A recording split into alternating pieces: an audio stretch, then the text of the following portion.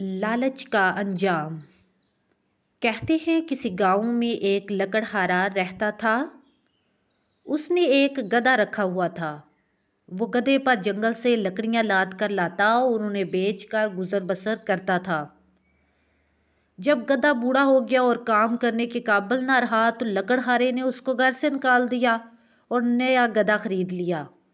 بیچارہ گدھا گاؤں سے نکل کر پہاڑیوں کی طرف چلا گیا۔ پہاڑوں پر وہ گھاس پھوس کھا کر گزارا کرتا تھا۔ قریب کے جنگل میں ایک شیر بھی رہتا تھا۔ ایک دن شیر کا مقابلہ ہاتھی سے ہو گیا۔ ہاتھی بڑا وحشی تھا۔ اس نے شیر کو زخمی کر دیا اور بھاگ گیا۔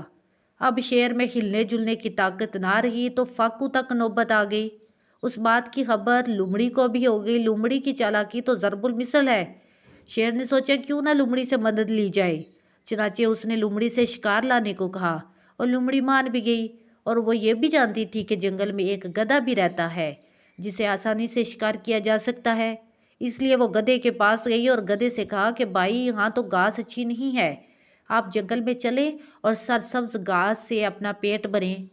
گدھا جانتا تھا کہ جنگل میں اگرچہ گھاس تو ہری بھری ہے مگر وہاں شیر کا ڈر بھی ہے، لیکن لومڑی نے اپنی چکنی چپڑی باتوں سے گدھے کو اپنے جال میں پھانس لیا۔ لومڑی گدھے کو ساتھ لے کر جنگل میں چلی گئی۔ گدھا گھاس چرتے چرتے شیر کے بالکل قریب پہنچ گیا۔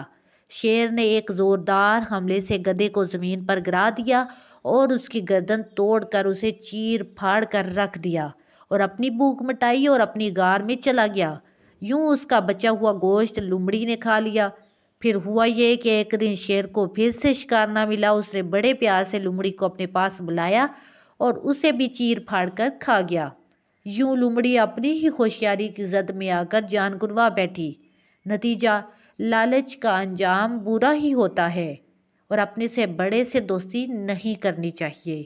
اگر آپ کو میری یہ ویڈیو اچھی لگی ہے تو پلیز لائک اور شیئر ضرور کر دیں اور میرے چینل کو سبسکرائب کر دیں تاکہ میری ہر آنے والی ویڈیو آپ تک پہنچتی رہے۔ Thank you.